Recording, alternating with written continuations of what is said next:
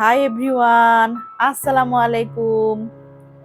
হাঁড়ি ভরা রোস্ট আর কোরমা এই রান্নাগুলো আমি করেছি, কিন্তু আমার বাসায় না। এই রান্নাগুলো করার জন্য আমাকে ইনভাইট করা হয়েছিল, তো আমি এসে এই রান্নাগুলো করেছিলাম। তো আপনারা ভিডিওটা একটু কষ্ট করে দেখতে থাকবেন, আমি কার বাসায় এসে এই রান্নাগুলো করলাম। তো আমি এখন রান্না শুরু করব আপনাদের সাথে নিয়েই। তো আমি প্রথমেই মুরগির রোস্টের জন্য মুরগিগুলো ভেজে নিয়েছি আর বেরেস্তা ভেজে নিয়েছি। তারপরে আমি রোস্টের যে মশলা লাগে সবগুলা মশলা দিয়ে সুন্দর করে মশলাটা কষিয়ে আমি ভাজা মুরগিগুলো দিয়ে সুন্দর করে কষিয়ে নিয়ে তারপরে আমি এখানে দুধ দিয়ে দিয়েছি। আর রোস্ট আমি সবসময় দুধ দিয়ে রান্না করি। আর এই চুলাতে আমি ডিম সিদ্ধ বসিয়ে দিয়েছি। তো আমার রোস্ট রান্না করা শেষ। আমি এখানে আসলে পুরা রেসিপি দেখাচ্ছি না, দেখাতে গেলে ভিডিওটা অনেক বড় হয়ে যাবে, তার জন্য। তো আমি এখানে রোস্ট রান্না করে নিয়েছি।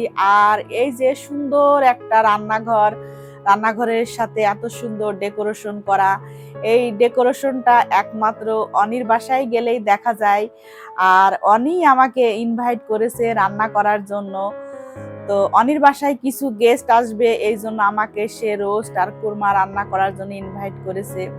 তো আমার তো রোস্ট রান্না করা শেষ, এখন আমি কোরমা রান্না করব। তো ডিমগুলো আমি ভেজে নিয়েছি আর পেঁয়াজ আমি একটু ভেজে নিচ্ছি। নিয়ে কোরমার যে মশলা লাগে সব আমি দিয়ে দিয়েছি। আমি কোরমা রোস্টে সব সময় বাদাম বাটা ইউজ করি।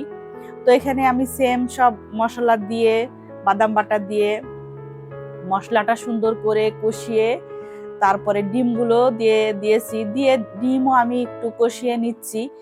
নিয়ে আমি দুধ দিয়ে রান্না করব। আমি কুরমা রোস্ট এগুলো সবসময় দুধ দিয়ে রান্না করি। তো আমি দুধও দিয়ে দিয়েছি আর এদিকে রান্না হচ্ছে। তো রান্না করতে করতে আসলে আমার মনে পড়ছিল যে আমার যখন বিয়ে হয় তখন আসলে আমি ভাতও রান্না করতে পারতাম না। আর এখন আমি কত কিছুই না রান্না করা শিখেছি, আমাকে রান্নার জন্য ইনভাইট করা হয়। তো এটা ভাবতে গেলে আসলে নিজের কাছে অনেক ভালো লাগে। তো আমার কোরমাও রান্না করা শেষ, এখন আমি একটু ঘি আর বেরেস্তা দিয়ে দিচ্ছি।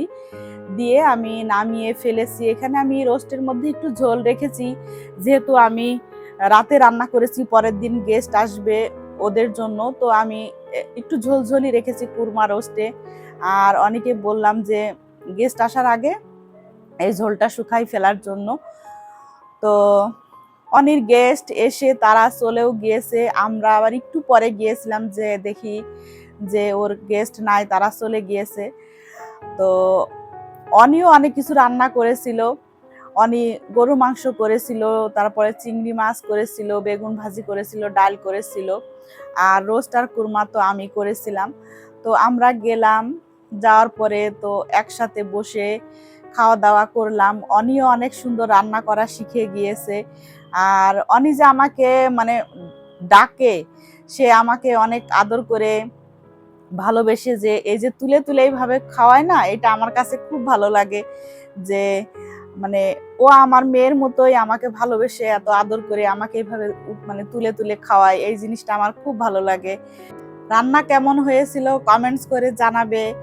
আর আজকের ভিডিওটাই পর্যন্তই থাকলো আপনাদের জন্য। আপনারা ভালো থাকবেন, সুস্থ থাকবেন। আল্লাহ হাফেজ।